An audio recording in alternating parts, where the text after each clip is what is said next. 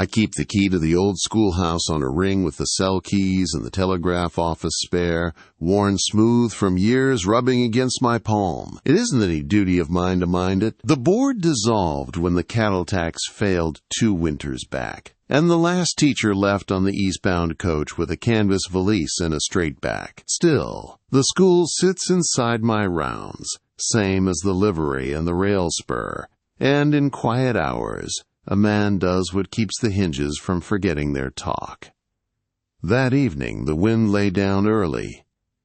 The hardpan held a skim of frost, bright as sifted flour where wagon ruts had baked all summer, and the cottonwoods along the creek showed their thin hands to the sky. I swung by the school because the light was wrong. There was a square of it on the dust outside, warm as bread crust, and I knew nobody had kept oil there in months. The front steps still remembered children. The middle board dips where smaller boots learned to climb without help. I fit the key and turned twice, slow, waiting for the stubborn pinch. When the latch gave, the room gave back a hollow pail sound, and I heard a bell ring once, light as a breath. "Hello, the door," I said, because a voice wants a landing. A figure stood at the back where the bell rope hangs from the rafters. She had her palm on the rope like it was a hand to shake. The rope was frayed where little fists had found it. The bell above greened with old rain that had blown in. Her hair was gathered neatly. The dress looked mended twice and pressed with care. She was not the last teacher, but she held herself like the line of the board slate. "School's out," I said, not unkindly. "Has been." "I know." She tested the rope again, so the bell gave a second word. "They asked me to ring at 6. "Who did?" She looked past me toward the door, the world beyond it already beginning to go blue.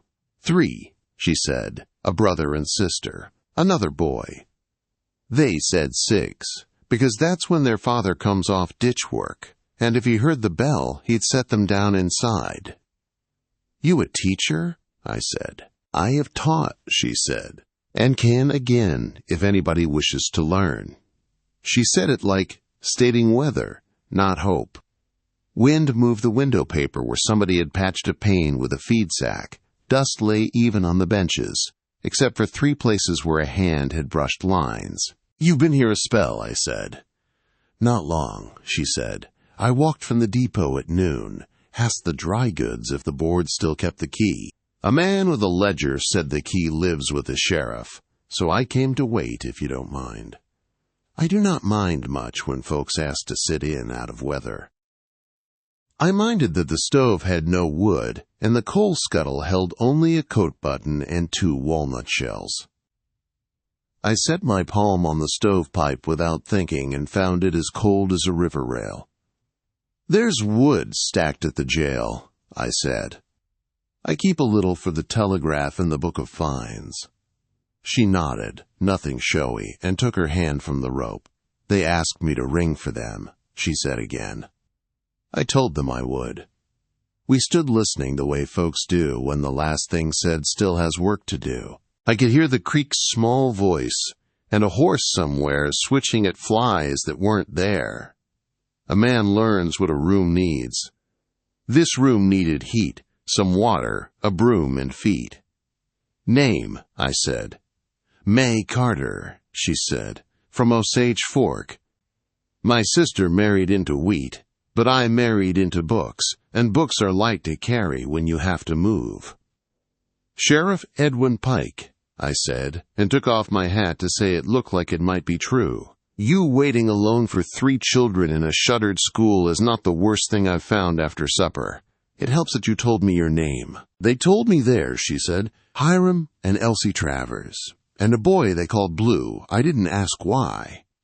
"Because he'll tell you when he's ready," I said. "Because if I asked, he would have to make a story before he had words for it," she said, not smiling exactly, "and he's busy enough without that." Light goes quick at the edge of the open country. I went back to my office for a scuttle and 2 sticks that would coax flame from cold iron. When I returned, she had chalked 3 lines on the board, a T, a small E, and the figure of a bell, round as a noon sun. "Shall I go fetch their father?" I said, setting the kindling.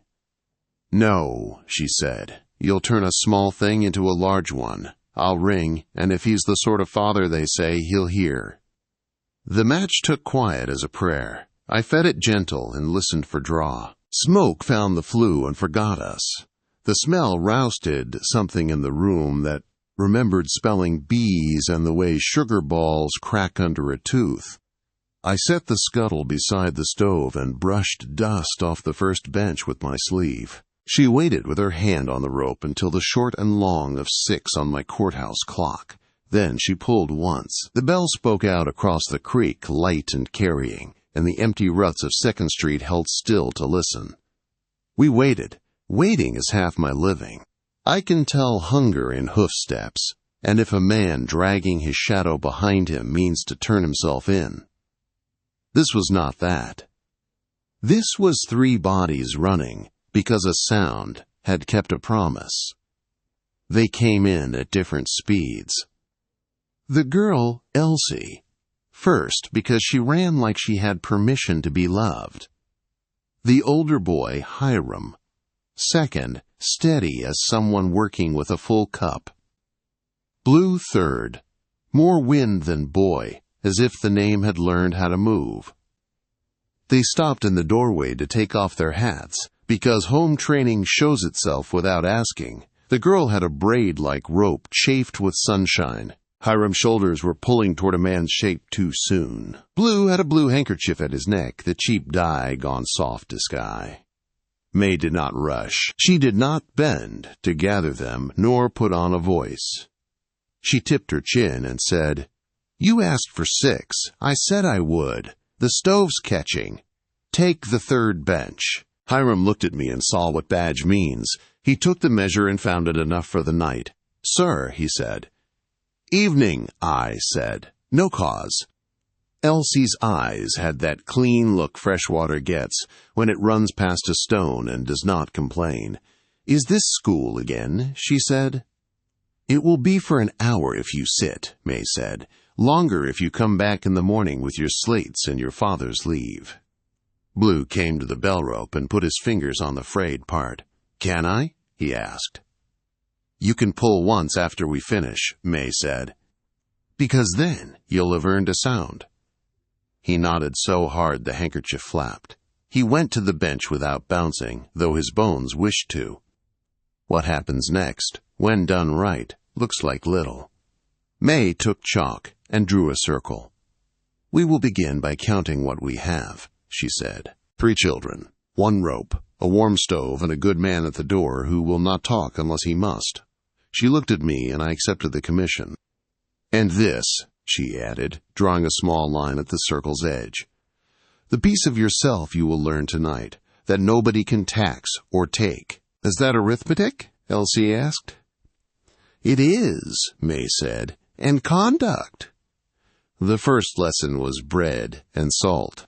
Names, letters, how a circle holds more if you share it with care. Hiram counted slow with the confidence of a boy who can fix fence by touch. Elsie said the alphabet like wildflowers in order. Blue watched the bell more than the chalk, but he watched the chalk with his whole body when she drew a blue line under his name without asking him to spell it. They worked. I fed the stove twice and wished the board that dissolved could see what taxes were for. A man who holds the peace holds also the small, unspoken things that make it worth it. That night I watched the shape of belonging take first form in a cold room because someone had kept a key. When the hour rounded, Mae set the chalk down. "One thing each of you learned," she said. "Speak plain." Hiram said, "If you turn a circle quarter by quarter, you can make work into 4 easy pieces." He did not know he had recited scripture for mending lives. Elsie said, "The rope can wait and still be ready." She held the frayed place in her palm and did not pick at it. Blue said nothing at first. He swallowed. The stove popped. "If you're called, you can choose to answer slow," he said. "You don't have to run unless it's for joy." He kept his eyes on the rope, so nobody had to hold his gaze too long. Mae inclined her head, small as a dove nod. "Blue," she said, "and let it be the whole of praise." She let him pull the bell once. He did it with respect none taught him that night. The sound went out to where ditchmen and kitchen women were tamping down the last worries of the day, and it said only, "We are here." Hiram's father came at the edge of dark, mud along his boot where ditch clay clings. He filled the door as if a hard year wished to make him go small and failed. He took off his hat. "Sir," I said, giving him the piece of naming first, "your children came at the hour." He looked at Mae and measured her quiet, measured the heat of the stove and the way his girl's braid had loosened from attention rather than neglect. "I heard the bell," he said. "I rang it at their asking," Mae said. "This is all we did, letters, figures, and the common courage." He pulled his mouth sidewise, considering. "You from here?" he asked her. "No," she said. "But what I know belongs to whoever needs it." He looked at me. If he found the law in my stance, he didn't show fear of it. He showed the ordinary weariness of a man who wants the right thing and can pay only in hours and bread. "You gonna charge me?" he said. "Not tonight," I said. "Not for heat I lit and chalk I didn't buy. In the morning, if there's school again, we will speak to the board that no longer is and find a way for it to be." "That's a trick," he said. "It's a custom," I said. "Custom is a trick that turned honest and got itself written down." He nodded once, as if that scratched an itch. He put a hand on Hiram's head, and the boy stood a hair taller. "You done?" he asked. "For tonight," Mae said. "You coming tomorrow?" he asked his children. "If the bell rings," Elsie said. He looked at the rope, then at Mae's palm on it. "All right," he said, and took his hat in his other hand so he could feel the warmth of the room on his bare knuckles. "6, then. I'll send them with half a loaf and 2 slates we kept from back when." He looked at me again. "You gonna be here, Sheriff?" "I will," I said. "At least until the room remembers what to do without me." He nodded and gathered his 3, Blue included, as if that had never been a question. They left with their backs straight in a way that had nothing to do with rules and everything to do with being seen. Mae and I banked the stove. She brushed the board clean, leaving only the circle. She looped the rope so it would not tangle and set the chalk in the tin so it would not break underfoot. The small, competent acts of a woman who believes order is a kind of mercy. "Thank you for the wood," she said. "Thank you for keeping a promise," I said. "We'll need oil," she said, practical as a ledger, "and a broom, and a word in the store that slates can be paid in labor." "I can find a broom and a word," I said. "Oil we can do if I fetch from the church. They have more lamp than evening now that the choir has moved to a kitchen where the stove keeps tune." She nodded again, one small light in a dark thing. She moved to the door and stood in it with her hand on the jamb, looking out where the last color left the creek. "What brought you here?" I asked, because something had, and not money. She looked at her palm where the rope had pressed its light memory. "A letter," she said, "not mine. A schoolhouse bell is a letter you can write without paper." I got tired of waiting for someone else to read it. We stepped out and locked up. The square of light folded and went. The night took us the way a good blanket takes a road-tired body, with no questions and no shame. Tomorrow could think about itself. For tonight the rope lay quiet, ready. That's enough to turn the lantern. In the morning a town remembers what it used to be, by the way. Men tie their aprons, and women put 2 extra biscuits in the pan. The bell rang once, true, and a ditch crew came by slow with their shovels over their shoulders, the way soldiers carry flags when they've forgotten the words. 3 children took their place before a room that had waited. Word runs faster when it does somebody good. Before the hour ended, 2 more heads peered through the doorway. A pair of twins whose mother kept other folks. Laundry on lines as straight as scripture. Neighbors sent a stub of chalk wrapped in brown paper, and the feed store boy, red with pride, brought a slate pencil like a gift to a bride. Mae did not widen her voice with more children. She narrowed gently, made the room smaller so it could hold. She taught with objects close to hand. A measuring string and the breadth of a palm. The distance from stove to door made into a number that could be owned.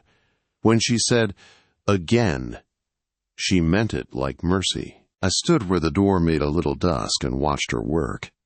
A man of my age has seen folks mistake volume for authority. She taught the other way. Her authority was the quiet of someone who can hold silence until it shows what it hides.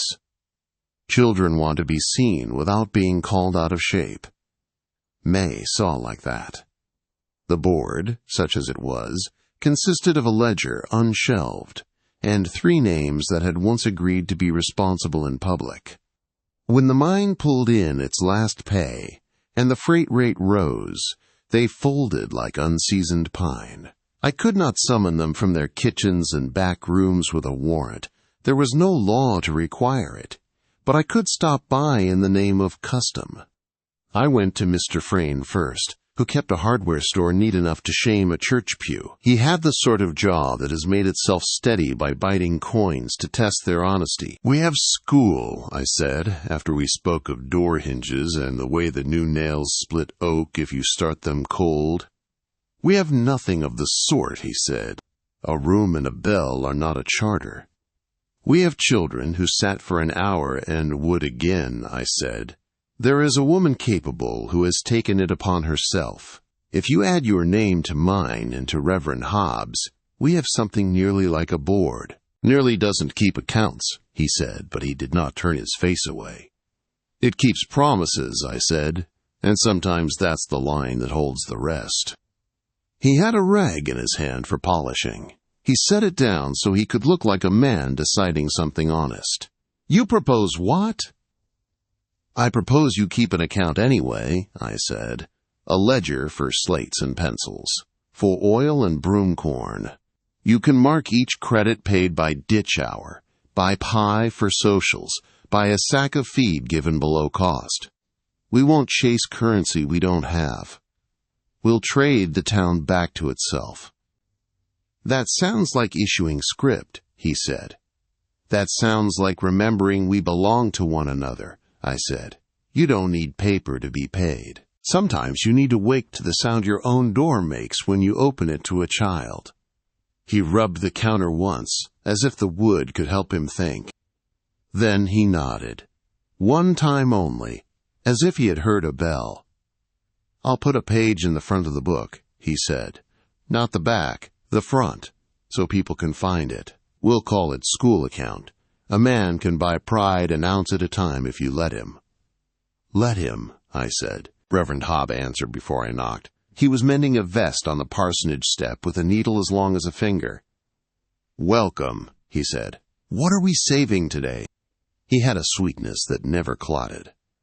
"We have a teacher," I said, "and a room. We need a word to make it respectable without pinning it to the ground." "We can hold school under the chapel's name until a board appears," he said, as if the thought had been sitting right there on the step, waiting to be asked into the house. "The altar won't mind sharing glory with a slate." "You'll take receipt of oil?" I asked. "I'll take receipt of anything that makes a child's face do that thing it does when letters stop being thorns," he said, "and I'll pledge the choir to sweep once a week." "Choir?" I said. "You don't need all the voices that walk through a Sunday to make a good hymn," he said. "The rest can sweep." By noon, the thing had a shape that could stand up to a wind. Mr. Frayne had chalked school account on a clean page. Reverend Hobb had shaved 2 candles down to fit the schoolroom holders, and sent a boy with a bucket he swore meant for water, not frogs. I took $3 from the fines book, not to be remarked upon, and left them with a note that said, simply, "Bell." When the ditchmen came through at end of day, one of them, not Hiram's father but a man with the same sort of hands, stood at the door, and took off his hat, with a care that made me think his mother had told him something good when he left home. "Who runs this?" he asked. "Depends on what you mean by runs," I said. "Who do I owe if my boy takes chalk?" he asked. "Mr. Frane's ledger," I said. "Pay in nails if you like. He'll know what to do." "All right," he said, and put the hat back on with as much reverence as he'd taken it off. "Feels like Sunday evening," he said, "only I'm not tired of it." "Most of what's good feels like that," I said. Elsie made friends with the broom the way some girls make friends with a doll. She held it rightly, from the middle, and let the straw do the thinking. Hiram fixed the hinge on the back window. With a nail he flattened between two stones until it stopped acting like a nail and started acting like a pin. Blue took his turn at the bell only when asked. Sometimes he chose the chalk line under his name instead. It is not a sin to want quiet. The test came on a Wednesday when the wind changed without cloud, and with it came Mr. Webb, whose business is to know numbers that work in larger towns and to bring those numbers here as if they were gospel. He stood in the doorway and did not dust his boots. "I've come regarding the schoolhouse," he said. "It is closed." "It was," I said. "Is," he said, pushing the word with his mouth like it might stick if you give it enough muscle. "There is no legal board. There is no levy. A person teaching in this room assumes liability which the county will not bear." Mae heard the last part and came forward without making a size of it. "We claim no salary," she said. "What we do here is what women do when nobody sends a receipt. We turn ignorance into less." Webb did not look at her directly, which is a way some men avoid seeing the thing that would make them ashamed. "If a child is injured, who will answer?" he said. "I will," I said. "You can't," he said. "You haven't that authority. This is not your remit." "My remit," I said, because a man's voice will sometimes stay steady if he keeps it low, "is whatever keeps folks from hurting one another. Ignorance is a kind of hurt. We are reducing it. You cannot shelter this under the parsonage forever," he said. "Not forever," Reverend Hobbs said from the doorway where he had come without my hearing, which is a trick I respect him for, "just until we stand something upright again, so children can lean on it." Webb frowned the way men do when their numbers don't line up, and they suspect the numbers are right, but the world isn't. "If there is an incident," he said, "the county will not be blamed." "Nobody will trouble your county," Mae said. "We will testify to our own choices. We have witnesses, these children, and they are honest." He looked past her at the room, Elsie's braid, Hiram's hands, Blue's blue handkerchief. He looked at the stove, and the wire someone had twisted to keep the door from falling open, and the tin the chalk lived in like a flock. He looked at the circle on the board that Mae drew every morning and divided without ever letting it fall apart. "Very well," he said finally. "I will record that the sheriff has assumed responsibility in absence of a board. Record also," I said, "that the town has assumed responsibility for itself." He did not write that last part. Numbers rarely do. He left with his boots still dusty, which meant either the room had made him humble, or he had forgotten to remember himself. When he was gone, the room breathed. You can hear wood do that when a pressure leaves it. Mae turned to the children like a woman finishing a chore she never wanted and had done anyway. "Where were we?" she said. "Geography," Hiram said. "The river that forks but doesn't leave itself behind." She picked up the chalk. "Exactly," she said. By Friday, 5 became 9. The room held them because they took turns holding one another. Girls kept a soup of pins in a saucer and passed it to any skirt that asked. Boys learn there's a time to snicker and a time to swallow. I hung a nail by the door for hats. I took a note from a pocket where I keep the small mercies and wrote, in my own hand, a list of names who came because a bell told them they belonged. In the middle of all that, I felt the old ache that visits a man who spends his days being useful and his nights being nobody in particular.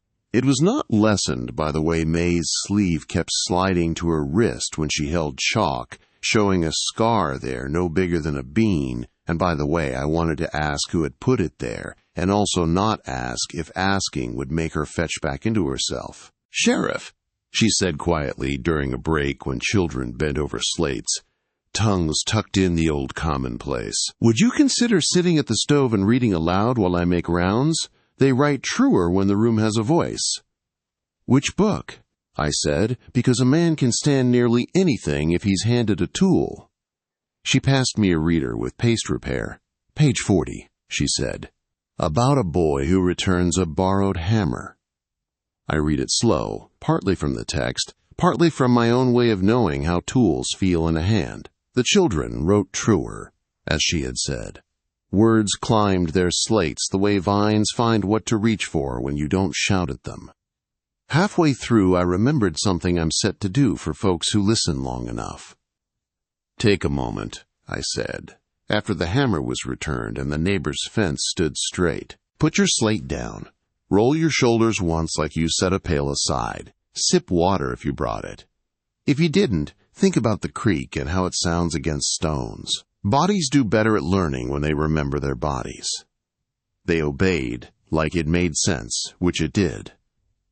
Even Webb, had he been there, would have seen how a boy's jaw lets go of its own stubbornness if you ask the rest of him to soften too.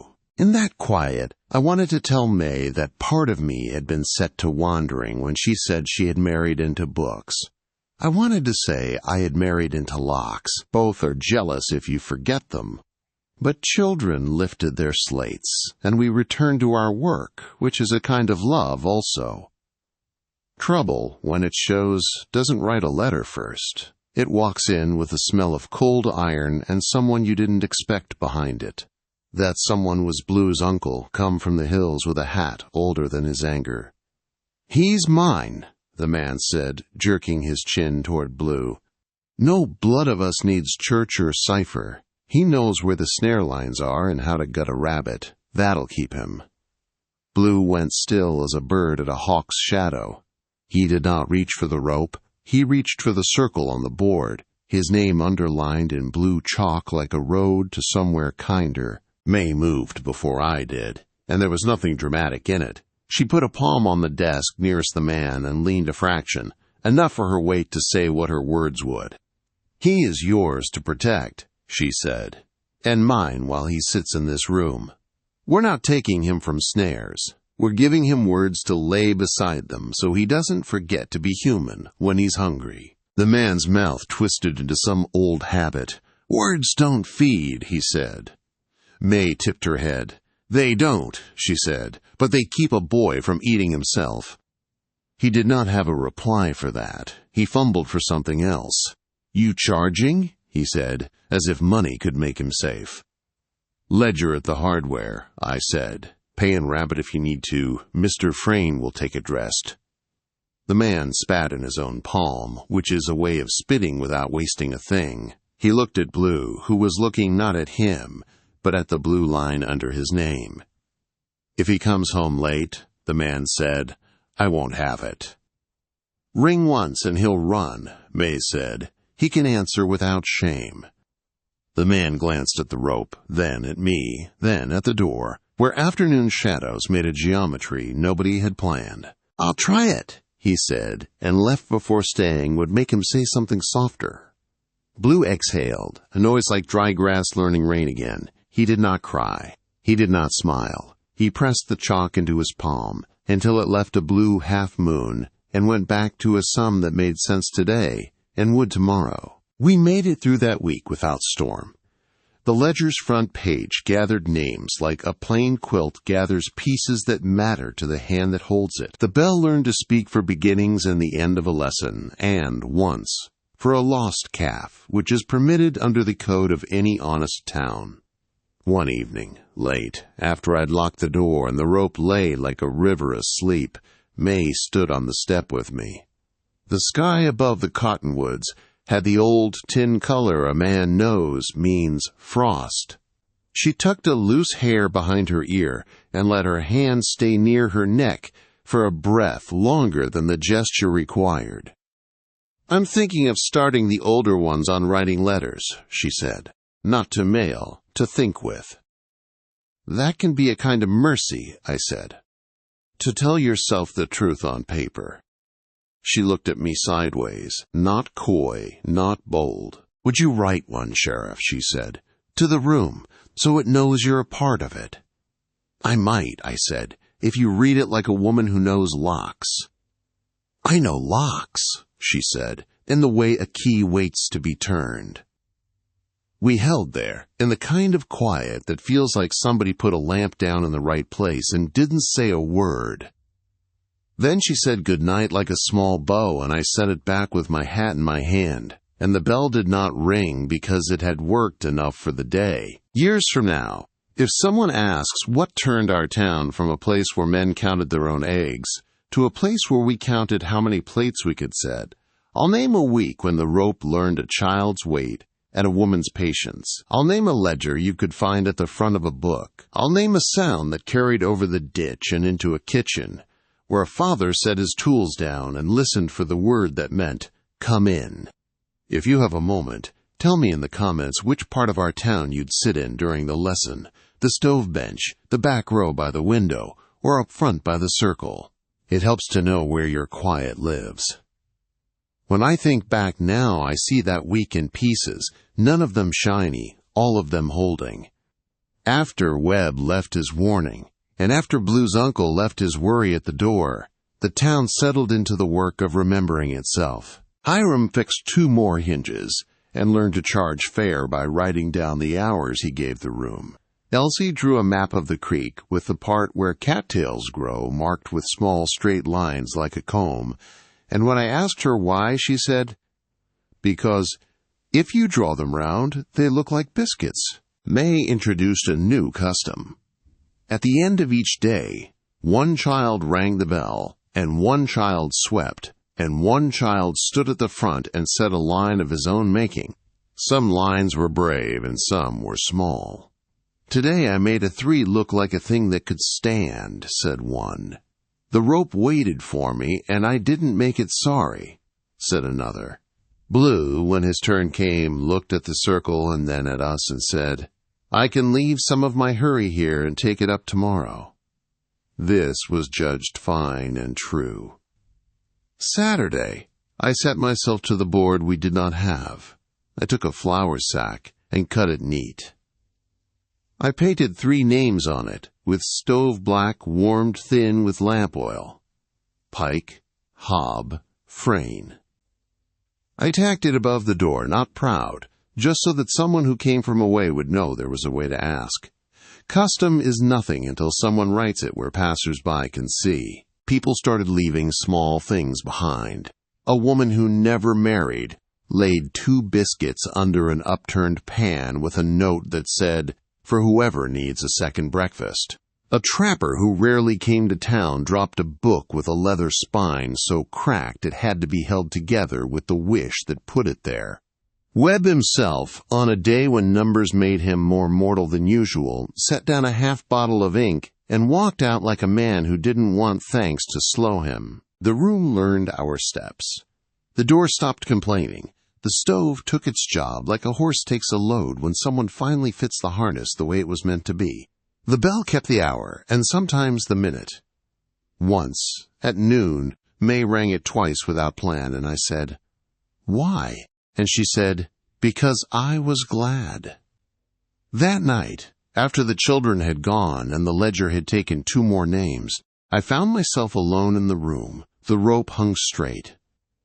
The circle on the board glowed out of chalk dust and day's breath. I sat at the front bench with a stub of pencil and wrote a letter like she'd asked. "Dear room," I wrote, "you have held heat and cold, and the spit of boys and the stubbornness of girls and the wish of a man to be needed. You were empty a while. We were too.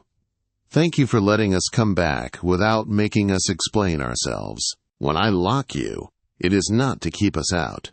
It is to keep safe what we're afraid to lose. Yours, in custom, E. Pike. I folded it like a man who knows letters go places even when they stay. I left it under the tin of chalk with no intention of saying so. In the morning, the tin sat atop the letter because Mae had seen it and understood it needed hiding and keeping both. Winter stepped nearer. The cottonwood showed bone. The ditchman wore an extra shirt and a certain look. We began earlier, ended earlier, and kept a pot near the back with river stones warming for little hands. There were days I thought we had been foolish to think you could make a room into a law. Then Hiram stood up, unprompted, and recited a sum in his own words, and it was so clean you could have eaten off it. Then Elsie drew a house with a triangle roof and said, "This is all of us," and no one corrected her. Then Blue came in late, breathing like the hill had followed him, and went straight to the circle and touched the blue line under his name and stopped running in his chest. On such days, law looked like the small wooden wedge you use to keep a door from drifting shut. There are many kinds of rescue, and most of them leave no mark a man can measure. That winter, Blue's uncle did not stop drinking, but he started coming on Fridays to leave a rabbit dressed, and one day, as he laid it in the pan by the stove, he said, to the room more than to us, "He reads my name now." He said it like admitting to a joy he didn't feel permitted, and the room took it as a tithe. Spring is the sound a rope makes when the air warms and you don't have to pull so hard. It came to us in the smell of damp chalk and children who remembered to run outside before they ran inside. We held our breath over a late frost and then let it go when the cottonwoods showed small new hands. The ledger added a line in a different hand, Webb's, calling for a meeting to elect a board proper. The paper said Tuesday. We rang the bell and people came as if it were Sunday, only their hands were dirty. We elected without anger, because we remembered anger is just hunger without bread. We wrote Mae Carter's name where it needed to be, and Mr. Frain's on a line that gave the ledger a reason to stand proud on any counter in the territory. We left my name where it had been, though I wanted to take it down, and Reverend Hobbs said, "Leave it, Edwin. You keep doors." After the meeting, Blue's uncle stood outside the school and looked up at the bell like a man measuring a roof before he climbs it. He did not say anything to me, which I respected. He looked at Blue, who had chalk under one fingernail and pride he was learning to hide as a sort of grace. He said, "You can bring your books to the creek when we check lines." He said it like a man who had decided not to be alone anymore. After everyone left, Mae and I stood inside the door with the rope between us like a witness. "You made a law," she said, by refusing to call it one until it had people inside it. "You made a home," I said, by refusing to call it that until children decided to stay. "We did not touch. I don't think we needed to. There are evenings when a man holds a key and a woman holds a rope, and you can see the look of a thing that will last." If you have read this far, thank you for sitting with us in the schoolroom of Sheriff's Quiet Hours. If you'd like more tales from these benches and bell ropes, you'll find the whole series on the Sheriff's Quiet Hours playlist. Come by when the day asks for gentler company.